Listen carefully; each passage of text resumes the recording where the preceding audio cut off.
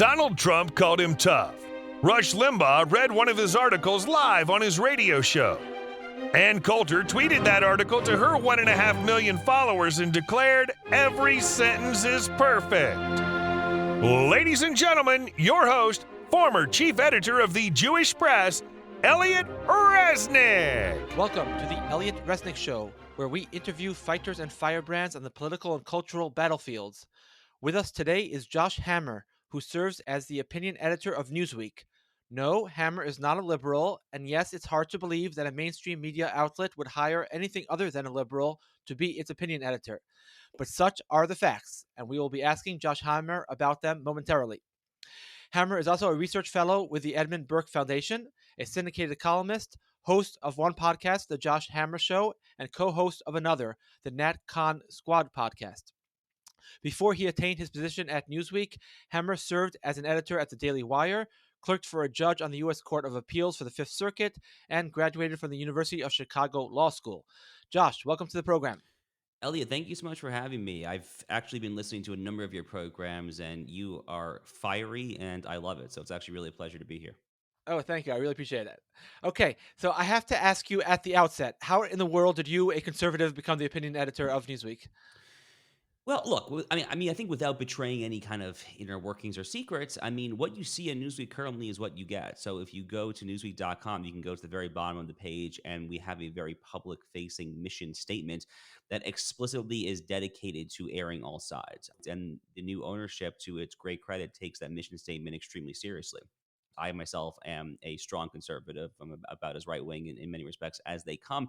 But we publish any number of op-eds any day that are liberal, left of center, centrist, that I personally disagree with. We, of course, also do platform conservatives. So I have a team of 5 editors. I have 4 deputies. We're roughly split 2.5, 2.5. My deputy, Badia Ungar Sargon, is like a little half of each, you might say. But it's been a really fun project. I've been doing this now for 2.5 years. My show podcast for them started earlier this year. I've got a new newsletter as well. So things are good at newsweek.com. I would encourage the listeners of this program to go ahead and check it out. It's wonderful that it is the way that you just described it. I once had a philosophy professor in college. He actually was conservative, believe it or not. And somehow we got into a discussion of why there's so many liberal professors. And one of his theories was that a conservative head of a department will hire a liberal professor because he does believe in having a diversity of views. But a liberal head of a department almost will never hire a conservative professor. So, kudos to whoever is running Newsweek that they take the liberal project seriously, because most liberals don't take the liberal project seriously, as far as I can tell. Right. So, what you just said is totally accurate. All Newsweek is trying to do is trying to be really kind of a liberal brand, kind of the historical sense of what it meant to be a liberal brand. Well, it wasn't that long ago, Elliot. I'm a fairly young guy. I'm 33 years old. I remember when I was growing up with my grandfather. My grandfather had a very interesting career, but towards the end of his career, he was a newspaperman himself, actually. He was the publisher of a chain of kind of smaller regional newspapers. I remember poring over the Sunday New York Times op-ed section with him. The op-ed section, even when I was growing up in the late 90s, early 2000s, they still had more or less the whole spectrum. It was always center left, but it was not far left. It's only a fairly recent thing over the past 10, 15 years or so, as leftism, wokeism, progressivism, whatever you want to call it, has supplanted liberalism as kind of the institutional, philosophical lodestar of large swaths of the American left, that these liberal institutions have become illiberal. So all Newsweek is really trying to do is retain a more classical, traditional sense of liberalism. Right. And I would think from a business standpoint that that's also a smart idea. People like to have diversity of views, at least a lot of people do. And all right, the next question I have for you is the overwhelming majority of non-Orthodox Jews are liberals. You aren't. How do you explain your outlier status? Well, first of all, Ellie, I don't know if you and I have ever done like a religious halakhic deep dive. I've actually gotten much more observant over the past decade or so. I would not consider myself a frum Jew, at least quite yet. But we have a fully kosher kitchen. We have mezuzot all over our condo. I wrap the tefillin actually every single day. Whenever I travel for my speaking engagements, I'm sure to travel with my talit tefillin, siddur, and so forth. So. Again, not fully there yet, but considerably further, I think, than most people who would self-identify as secular. I would call myself a traditional Jew. When I go to shul, I exclusively go to Chabad or Orthodox shul. Anyway, I did grow up, which is kind of at the crux of your question. I did grow up in a very stereotypical kind of Reform secular household. How I kind of came to where I am now from that very kind of secular, somewhat assimilated upbringing, I don't have kind of a crisp, easy answer for you. I can say that from a broader kind of political perspective, kind of my seminal moment, I was in seventh grade when 9/11 happened. So I grew up in Westchester County, New York. I grew up specifically in a town right along the Hudson River there. You could quite literally see the smoke from the Twin Towers. So I was 12 years old. I was in seventh grade. And that was kind of to me my political moment. I mean, it was just such a clear kind of sensory overload, kind of visceral undertaking of seeing evil in real time. And I was able to just see that the only way to necessarily confront evil is with good. And then once you accept this very kind of sober, realistic view of the world, that there is such thing as good, that there is such thing as evil, you're already kind of no longer a liberal, to be clear. Once you take a sober view of the world where not everything is kind of easily reducible to kumbaya utopia and all that, then you are effectively a conservative. Not that I was a liberal before the age of 12. I don't think I really had political beliefs. But so, I've been right of center since the very first day that I started forming political opinions. I mean, I was the editor in chief of my high school newspaper for 3 years, and I actually wrote like a little kind of left right counterpoint column. I was the right of center columnist, even going back to high school. So I've been, broadly speaking, who I am for the entire duration of the length of time that I've had political opinions. Now, I guess it relates to the religious question insofar as I think a lot of people kind of find their political beliefs through their religion. I almost did it in the reverse, actually. I almost kind of found a deeper connection to Judaism through my politics as I got through college and really kind of after graduating college into my 20s. That was really when it started to click. I mean, you kind of do your reading, you kind of go through your Edmund Burke, your Russell Kirk, some of the kind of the formidable kind of traditionalist conservative thinkers here, and you start hearing all of these kind of waxing poetic about the virtues of tradition and the Judeo-Christian civilization and all the virtues of the Bible. And at some point you kind of just have to ask yourself, well, okay, I mean, if I politically believe in this, why am I not doing it? Or why am I not engaging myself? So it was almost kind of a reverse order than I think for most people. And again, I'm not fully there yet. I don't pretend to be a fully from Jew, but I wrap the fill in every day. I do a little daf yomi every day, so I'm getting pretty. I'm getting closer, actually. Yeah, the Dafyomi, I think, puts you in a different category. I'm a Uh, lawyer, remember, so the daf yomi comes a little easier. It's like the legal sense. that's true. Okay. Um, in a recent appearance on Tucker Carlson tonight, you said that Jonathan Greenblatt of the ADL, the Anti-Defamation League, does not speak for most of American Jewry. I would like to think that's true, but I'm a bit skeptical. Considering how many Jews are flaming liberals, I'm afraid that it's quite possible that Greenblatt does in fact speak for most Jews in this country, no? Well, look, to be totally honest with you, I would have slightly reformulated the way that I said that statement on Tucker. I think it was probably unfair for me to say that Jonathan Greenblatt literally speaks for anyone other than Jonathan Greenblatt. I mean, I'm not a particularly big proponent of kind of group spokespeople in general. So, look, the heat of the moment, live television, it is what it is. I probably would have tweaked and reformulated that slightly. However, I don't necessarily think he was exaggerating it too much. Look, I do think that he speaks to an extent for the Reform Tikkun Olam community. Tragically and unfortunately, by sheer numerical size, any way you slice it, the vast majority of American Jews do fall into this theologically left of center. I think Reform Judaism is by far the largest sect of Judaism as it is practiced, or as the case may be for Reform is not practiced in America. I'm cautiously optimistic that that's changing. As many demographers have detailed at great length, intermarriage rates for Reform are exceedingly high, which is, of course, deeply tragic. At the same time, the Orthodox community has ever higher birth rates. So hopefully that starts to correct a little more there. But, look, it's a real problem. And there are a few things personally, because, again, I did not grow up in a religious community. A lot of my childhood friends were Jewish, but they were these Reform kind of secular types. So having grown up in that milieu, having seen this, there are very few Jewish conservative commentators who utterly despise, Reform, leftist, Tikkun Olam, faux Judaism as much as I do. So it's a real, real problem. And Jonathan Greenblatt obviously is an idiosyncratic schmendrick as well, if I'm allowed to say that. And he's like, I forget the person who ran the Anne Frank Foundation a few years ago, who couldn't care less about Anne Frank, just used the name Anne Frank to attack Trump. And he runs an organization, like you pointed out, that's supposed to deal with anti-Semitism, and he's just using it for political ends, not for the ends that he's supposed to be using it. And you made the further point, which I thought was very smart, that he actually probably is causing more anti-Semitism than he's reducing. Yeah, totally. Look, It's really tragic. I mean, anti-Semitism is on the rise in America. I mean, like, there's really no other way to say that. I mean, we can dispute the extent to which it's rising. I think the ADL fudges its data in various ways. They were trying to fudge their data in a way that hurt former President Trump and so forth, which is really despicable there. But based on the numbers that I have seen, just on like FBI hate crime statistics, things of that nature, there, it seems like anti-Semitism is largely on the rise in America. And it is just deeply tragic that at a time like that, that the number one organization that ostensibly ought to be committed to dedicating the timeless scourge of Jew hatred has just been totally co-opted by an Al Sharpton equivalent shakedown artist. That really is what Jonathan Greenblatt is. Look at what he did to Kyrie Irving recently of the Brooklyn Nets. He literally took a donation, as an apology, and then let him off the hook. Then he subsequently, I think, sent the money back. But the point was, he was willing to do that. The point was, he was willing to literally, if I'm not mistaken, I think he was willing to take a donation just to kind of let Kyrie off the hook and kind of bless his imprimatur of legitimacy. That's horrific stuff. Okay, that is nasty, nasty stuff. As I said on Tucker, Jonathan Greenblatt appeared with Al Sharpton earlier this year. Al Sharpton, who has still not apologized at all whatsoever for the pogrom he started 31 years ago in Crown Heights, leading to the death of Yankel Rosenbaum. May his memory be a blessing. So just galling stuff.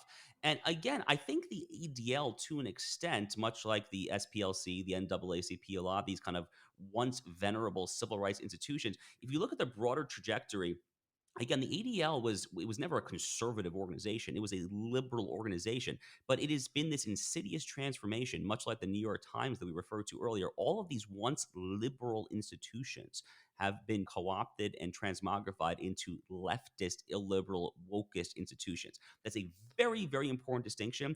I think Greenblatt's predecessor, Abe Foxman, was a liberal, but he was not a leftist. Jonathan Greenblatt, by contrast, is a leftist, and that's a big difference. In a recent speech, you said we must get Bibles back in schools and God back in the public square. How do we do that? Well, part of it is the US Supreme Court has really told us that to a large extent we're not able to do this. We're actually very slowly starting to see the unraveling in much of this misbegotten mid 20th century jurisprudence. Just this past term, actually, there was an excellent case from the US Supreme Court. It was litigated by my former colleagues at First Liberty Institute, which is a wonderful religious liberty nonprofit. And the holding of that case was to put a final death knell in an early 1970s case called Lemon versus Kurtzman. You got to remember, Elliot, the real problem with large swaths of modern American constitutional law jurisprudence is that there was so much post World War II garbage with the Warren courts and to a slightly lesser extent, really the Burger Court. So think of like the late 1940s through really kind of the mid to late 1970s or so. So a lot of these public religion cases go back to that. So in the late 1940s, you have a case called Everson versus Board of Education, which is the first time that the U.S. Supreme Court adopted the rhetoric of so-called separation of church and state. The first time the U.S. Supreme Court ever said that the First Amendment's Establishment Clause, which makes no textual reference whatsoever to a wall of separation, does this. In fact, the rhetoric of a so-called wall of separation actually dates back to a 233-word nothing burger of a letter from Thomas Jefferson in 1802 to the Danbury, Connecticut Baptist. So from the Everson case, which is the first time that they said that there was a strict wall of separation, it was then on only 15 years to 1962 to a case called Engel versus Vital out of New York State, where the Regent's Prayer, which was an ecumenical prayer, it was not an explicitly sectarian, Catholic, Protestant, Jewish, whatever prayer. It was an ecumenical prayer. In the Engel case, the court said that no, that New York public schools were not allowed to say the Regent's ecumenical prayer. So, from a legal perspective, we've got to start unpeeling more of these terrible cases. Again, we're starting to do so. This Lemon versus Kurtzman case, which is another Establishment Clause case, was finally formally overturned just this last term. But we have some more work left to do. So we've got to kind of do this from a legal perspective. And then obviously the cultural perspective is, of course, the much thornier and more difficult part of the problem here. Ultimately, at the end of the day, Andrew Breitbart famously said that politics is downstream of culture. I personally view it as more of a two-way arrow. I think that law can be a teacher. The law can actually kind of sculpt minds, can sculpt citizens, and can kind of inculcate civic virtue unto itself, but it can only do so to an extent. Law as a teacher doesn't necessarily make a ton of sense in a culture that has entirely forgotten who it was. And as John Adams, our second president, famously said, the Constitution was only made for a religious and moral people. It is wholly inadequate for any other kind of people. I wonder if you could just elaborate a little bit on that point, because people like to quote that passage from John Adams sometimes, but very few actually bother elaborating. I mean, Bill Barr in his speech in Notre Dame a few years ago did, but not too many people do. And I think it's important for us to really flush out that argument. Why is it so important for society to be a religious society in order for America to continue the way we know it as a flourishing democracy? Well, first of all, that's a wonderful reference. I would encourage the listeners to go ahead and check out Bill Barr's exceptional speech at the University of Notre Dame in late 2019. One of my very closest friends in the world actually was one who wrote that speech. I will not divulge his identity here on the air, but it was a real barn burner. And it was just a fantastic, it's one of my favorite speeches that a cabinet official has given over the past 10, 15 years or so. It's really sensational, honestly. So, what John Adams was really getting at with this idea that the U.S. constitutional order is predicated upon the assumption of a religious and moral people, the U.S. Constitution, by nature of what it does, by nature of the fact that we, the people, are sovereign, we are self governing. We ultimately control our own destiny in this country. And the founders, in recognizing that, implicitly assumed that the people who would be writing the rules, making kind of the decisions, who would be engaging in democratic debate in their caucuses to vote on candidates, going to the polls for ballot initiatives in legislatures and governors' mansions, whatever, they assumed that the people had some sort of moral foundation, had some sort of bedrock for doing so. You kind of have to question if, on the contrary, if they had thought that the American people would be, godless heathens. And I'm not necessarily saying that America in the year 2022 is godless heathens, but we certainly do seem to have large swaths of that, as anyone who has kind of taken a hard look at the transgender movement might tell you. But I think you kind of have to ask yourself if the American founders had viewed the American people as a bunch of godless heathens without any kind of connection to Bible or revelation or reason or truth or frankly just public Christianity, because that is really what the American founders actually really believed in. If you look at George Washington's Thanksgiving Day Proclamation, for instance, they're clearly and explicitly appealing to the deity, to God Almighty Himself. You really do have to assume that if the founders didn't think that the people agreed with them about this basic building block for society, whether they would have sculpted the Constitution along the lines that they did. Maybe they would have actually reserved less power for the people. Maybe they would have kind of instituted a slightly more authoritarian looking form of government. So they really assumed, and this was going to be the hard work of civic society. This is kind of, your old school Tocqueville kind of intermediating institutions, your churches, your synagogues, and so forth there. But here's the but here, and this is kind of part of the whole national conservatism movement that I'm very much a part of. But they also did not assume that government had no role to play here. This is the idea of government and law as a teacher. They absolutely thought that laws should be crafted explicitly reflecting moralistic impulses and moralistic reasoning and moralistic argumentation. So, for example, if you go back and look at kind of the early 20, 30 years of the American Republic, you look at things like anti-blasphemy laws, laws pertaining to obscenity, obviously laws pertaining to pornography and things of that nature. These were not value neutral judgments. The government was entirely capable of putting its moral thumb on this scale of punishing bad and rewarding good. And I think that too was kind of implicitly assumed for a very long time. And it really was not until this post-war mid 20th century period that I alluded to earlier that we started to lose that, I think. Interesting. I raised this topic just recently, actually, one of my podcasts with Terry Schilling, who you might know from the American Principles Yep. Project. I'm just going to raise it again because that's the subject I'm sort of interested in as well. Because we on the right kind of grow up with freedom, freedom, freedom, freedom. And then if you get a little bit more intellectually involved, you start learning about Jefferson and John Locke and the theory of government. And under all these theories, none of these social laws are really legitimate.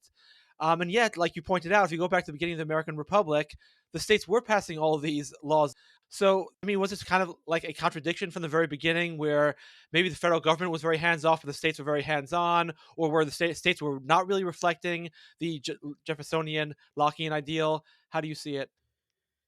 Well, look, Locke himself is an interesting character because, it is debatable the extent to which Lockean Enlightenment liberalism logically resulted in the current kind of morass of progressivism. A lot of people draw a very clean, straight line from Lockean liberalism to the transgender movement and things like that. And I'm very sympathetic to that. I mean, I do think that a very bare kind of values neutral liberalism where there is no actual room for statecraft and your effective governing philosophy kind of amounts to let the chips fall where they may. I do think that easily can result in what it currently has resulted in. In fact, the line that I've used before is that liberalism oftentimes is a one-way cultural ratchet towards progressivism, absent some sort of thumb on the scale. That thumb on the scale, though, is what I was kind of just talking about. It's kind of this idea that society has to be guarded by guardrails, and that our legislation should explicitly reflect that. So, look, I mean, I'm a lawyer, right? I went to University of Chicago Law School, clerked for a federal judge. That was kind of my career before I kind of jumped into this media space. And a lot of idiots in law school kind of regurgitate this utterly asinine idea. It's like, oh, you can't legislate morality. Are you kidding me? I mean, like, where do you think the entire concept of the rule of law, going back to Western civilization, going back to Hammurabi and Mesopotamia? I mean, like, wherever you want to start it, with Roman law, Mosaic law, wherever. Where do you think any concept of law actually starts? Why is murder illegal? Why is homicide illegal in a criminal code? You're not just kind of coming up with that out of nowhere. No, that actually has some sort of origin there, and that origin is the Bible. I mean, so all of this is kind of messed up. This idea that legislators, that judges, which is the slightly more provocative part that I'm involved in. I have a jurisprudential proposal that I've been pushing the past few years called common good originalism, which involved a slightly more kind of moralistic, hands-on approach to judging and jurisprudential statecraft. But all of this is trying to recognize the fact that the post-war American period, the past 60, 70 years of American life, has been doing exactly what I just described. It's been liberalism on this one-way ratchet toward cultural progressivism because there's been no countervailing thumb on the scale. And part of that is what you said, is that a lot of conservatives who have grown up in kind of the post-war capital C conservative, capital M movement incorporated, have been told that the end-all be-all of what it means to be a conservative in America is just freedom, freedom, freedom, individualism, individualism of individualism. And that served its place. Okay. That served its place. But the time is very, very, very clear, I think, for a much more holistic, solidaristic, communitarian view of conservatism that involves a much stronger thumb on the scale, at a bare minimum, prudentially speaking, to try to right some of the past decade's wrongs. Just to clarify, in terms of what you were saying in terms of Jefferson, would someone like Jefferson agree with anti-blasphemy laws? Is that consonant with his philosophy, or are we just saying that Jefferson was an outlier? The American public was always based on perhaps a different viewpoint than the one maybe we've been taught. I think the American founders were split on these questions, the same way that Okay. they were split on many other questions. Jefferson was a liberal. He was an Enlightenment liberal. I mean, he was basically just reciting John Locke in the Declaration. That's not to say that Jefferson was wrong on everything. Of course, he was not. But I think it was kind of, in the when you had the emergence of the first party system in the 1790s. So Jefferson and Madison were part of the Democratic Republicans. The other political party was the Federalist Party. That was John Adams, John Jay, Alexander Hamilton, George Washington. The latter was the slightly more traditionalist kind of conservative party. And that was why you saw the Federalist Party push things like the Alien and Sedition Acts, which, I'm not necessarily going to defend every letter of that law, but it was kind of this broader idea that there are firm guardrails on speech. So I don't know that Jefferson himself would have been a vociferous proponent of anti-blasphemy laws. He himself, of course, was quite famously theologically heterodox. But certainly someone like a John Jay or an Alexander Hamilton probably would have been much more sympathetic to that. Okay. In a recent article, you wrote that the Republican Party has become a populist party and must remain so if it wants to win.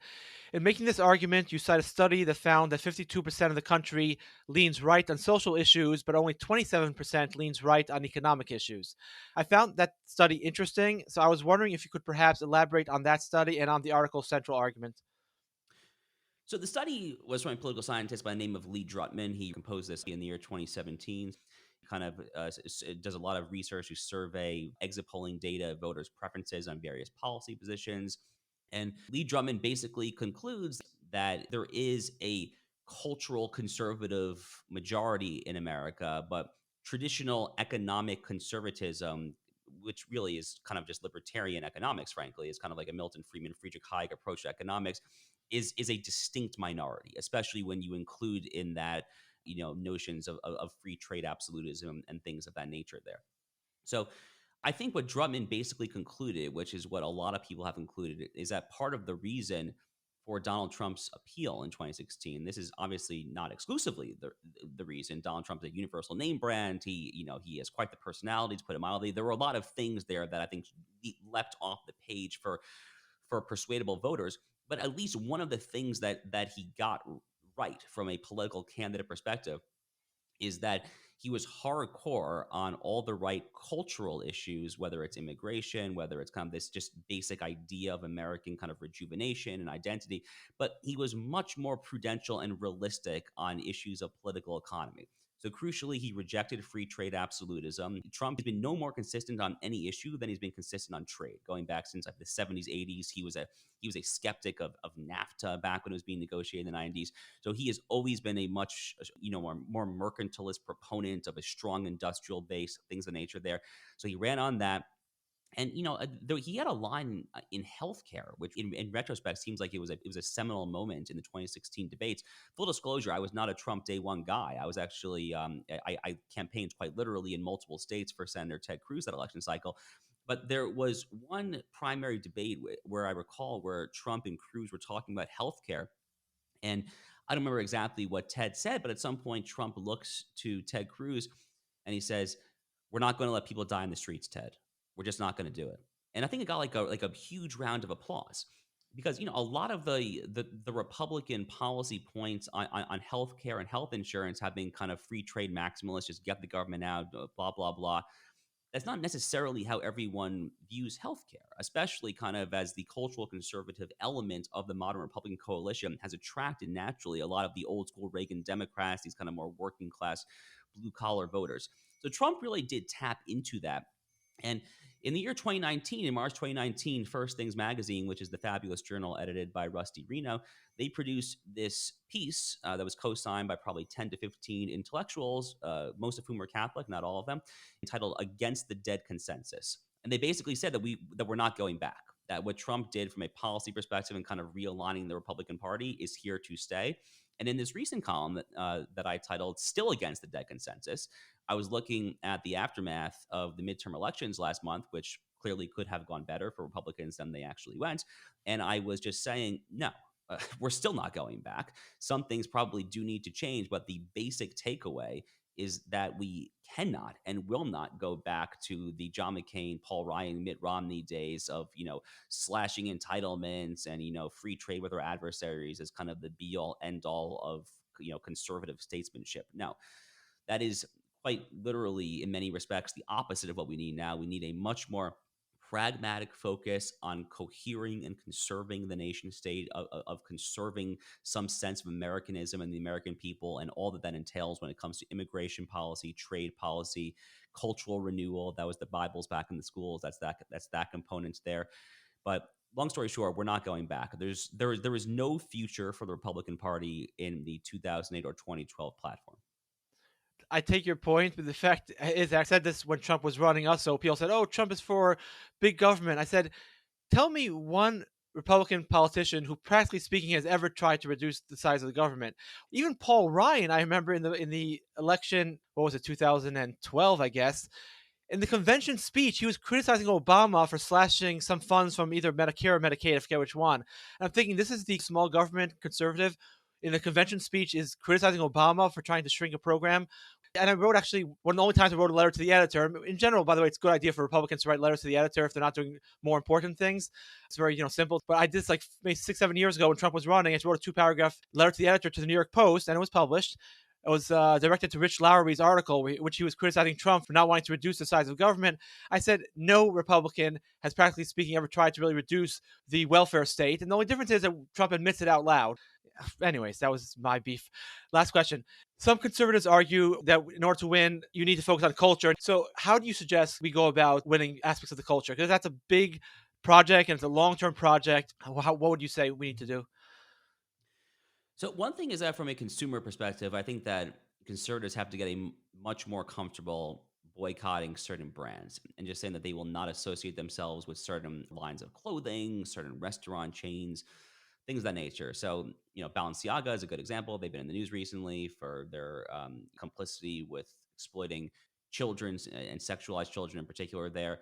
We need to affirmatively say that we will not have anything to do with that brand whatsoever because conservatives are basically half the country. I mean, Republicans did win more popular votes last month in the national popular vote than Democrats did. I think the final popular vote for congressional candidates margin across the country, Republicans won by about 3.5 points or so. It didn't do a whole lot of good as far as the final tally is concerned for various reasons. But the point is that that is a huge, huge block of people, and that people actually started to kind of behave culturally from a consumer perspective according to kind of their values and preferences. That kind of clout would and should and will actually add up to have some sort of change. The other thing that's going on there, as far as it's kind of a double-edged sword, but my basic kind of prescription for the extent to which people trying on our side trying to kind of affect the culture. So one thing is that we have to try as hard as we can to not fully give up on these old institutions that are fading. So, for example, what I mean by that is that to the extent that we can still get a conservative on the faculty of a leading university or as a columnist in a major liberal newspaper, we shouldn't be totally forsaking that. I mean, I think it would be a mistake for us to 100% kind of self silo, go into our cocoons. But the other half of that, which should be obvious enough, is that we also need our own publications, our own institutions. Before Elon Musk, we needed our own social media platforms.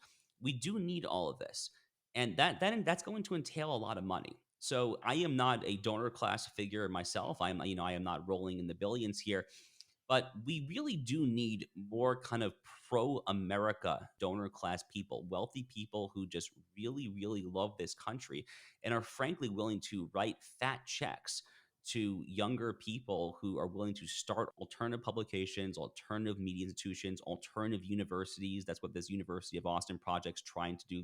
Look, Hillsdale College. I mean, we need more Hillsdale colleges. We do. And again, that's not to say that we should entirely forsake, the Ivy League or whatever there. And, I went to University of Chicago for law school, which is still one of the relatively rare, fairly good ones as far as kind of the elite institutions are concerned. So we should not be totally forsaking them, but we absolutely do need a lot more donor money in the game there to try to help seed fund a lot of these kind of up and coming institutions. But so, it's complicated. I don't have like an easy answer here.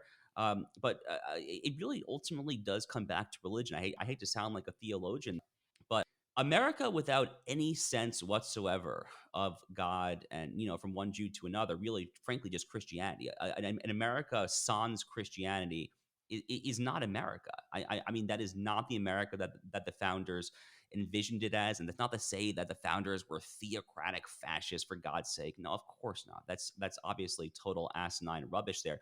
But they 100% thought that some sense of godliness and biblical scriptural values would lead to better crafted statesmen who would guide our public life, who would pass better laws, who would render better judgments in the courts, things of that nature.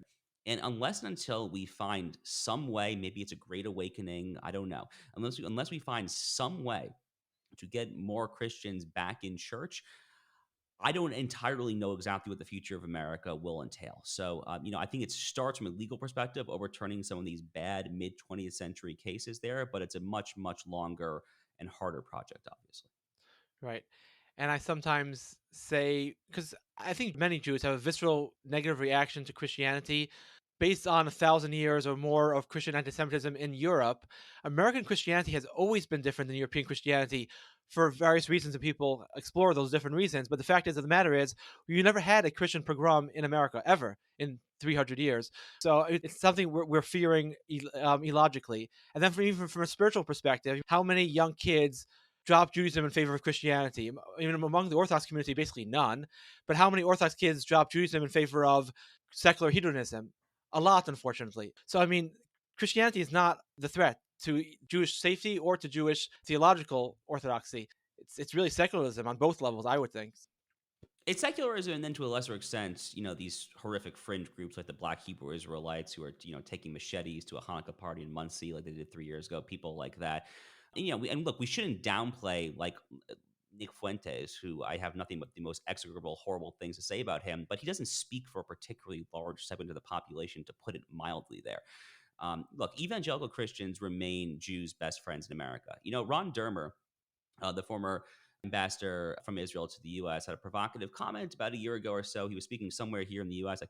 I think he basically said that the future of U.S.-Israel relations depends not on the American Jewish community, but on the American Christian community and evangelicals in particular. He's not wrong. He got a lot of pushback from that comment there because a lot of liberal Jewish institutions, AJC federations, ADL, whatever, a lot of those guys didn't want to hear it, but he was obviously speaking truth to that extent there.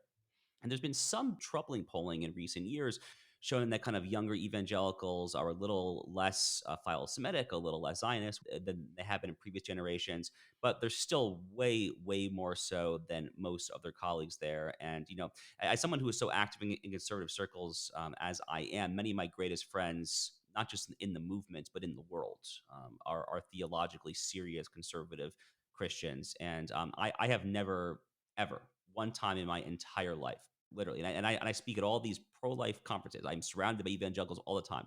I have never felt the slightest tinge of Jew hatred or even Jew skepticism. Truly, I have never, ever, ever once felt that. I am not overstating that to be the case. Very interesting. Okay, well, thank you so very much for your time, and continue keeping up Newsweek as a true liberal organization. Liberal in the true sense of the word, meaning open to ideas and whatnot. Elliot, thank you for having me. This is a real, real treat. All right, that does it for us. Before we go, though, a few notes. First, we want to wish a hearty mazel tov to Josh Hammer, who was single when we did this interview, but got engaged yesterday, December 20th, to Shir Cohen on a property overlooking Har Habayis. Not a bad place to begin a new chapter in one's life. So mazel tov again to both of you. Second, if you would like to sign up for our weekly newsletter, go to 1versus450.com. That's 1vs450.com.